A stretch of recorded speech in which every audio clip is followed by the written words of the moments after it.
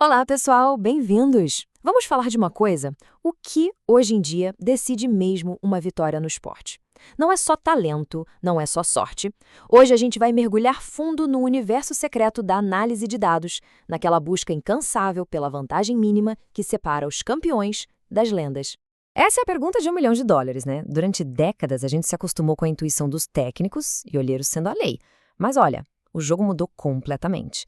Num esporte onde um milissegundo, um milímetro faz toda a diferença, confiar só no instinto virou uma aposta arriscada demais. Então, qual é a nova arma secreta? É isso aí. O cenário esportivo hoje virou um verdadeiro campo de batalha de alta tecnologia. Só que aqui, a munição mais valiosa não é a força bruta, é a informação. As equipes estão numa verdadeira corrida armamentista digital, tentando desesperadamente transformar dados brutos na sua fórmula secreta para a vitória. E para lutar nessa guerra de informação, todo analista precisa de um arsenal, certo? Então, vamos dar uma olhada nas armas digitais que definem o especialista esportivo dos nossos tempos. Para começar, um analista de dados hoje precisa ser bilíngue em programação. Os dois idiomas que dominam essa área são Python e R. Mas, não é para pensar neles como rivais, tá? Pensa neles mais como parceiros com habilidades únicas, cada um é especialista numa parte diferente do trabalho. O Python é tipo um canivete suíço. É uma linguagem extremamente versátil, sabe? Perfeita para o trabalho pesado de coletar dados de tudo que é lugar. Tipo, raspar informações de sites e depois, claro, organizar e limpar toda aquela bagunça para que ela possa ser analisada de verdade.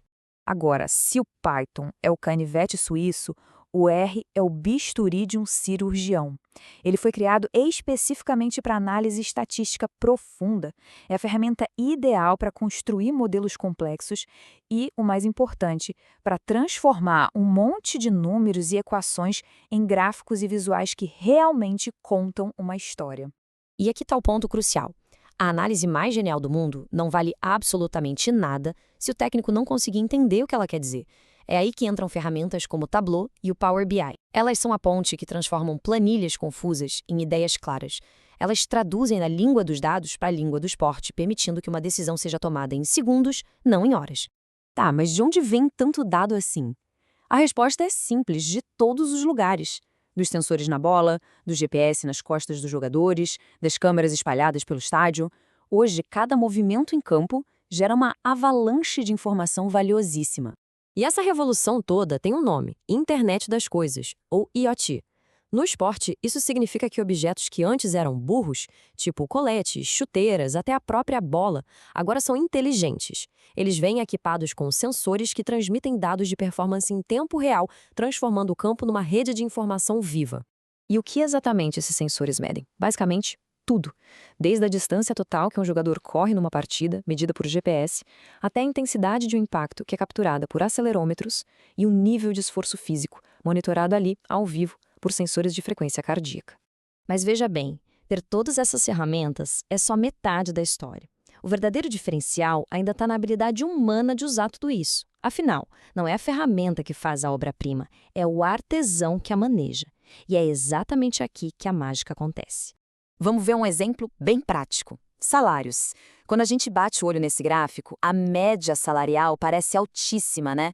Mas isso acontece porque ela está inflada por aqueles poucos contratos gigantescos dos superastros. Agora, a mediana, que é o salário daquele jogador que está bem ali no meio do ranking, conta a história real, que é bem mais modesta. Um bom analista sabe que ignorar essa diferença é receita para tomar péssimas decisões financeiras. E que tal o desafio de montar um time inteiro?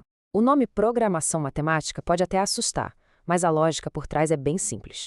Primeiro, se define um objetivo claro, maximizar as vitórias. Depois, se listam as regras do jogo, o teto salarial, o número de posições a preencher. E, por fim, o modelo funciona como um super assistente, calculando a combinação ideal de jogadores para vencer, sempre dentro daquelas regras. E a análise vai muito, mas muito além dos números do campo. Pensa na análise de sentimento. Os analistas mineram redes sociais para entender o moral da torcida. Ou na análise de redes, que mapeia as negociações entre as equipes para prever futuros acordos. A caixa de ferramentas é imensa e fica cada vez mais criativa.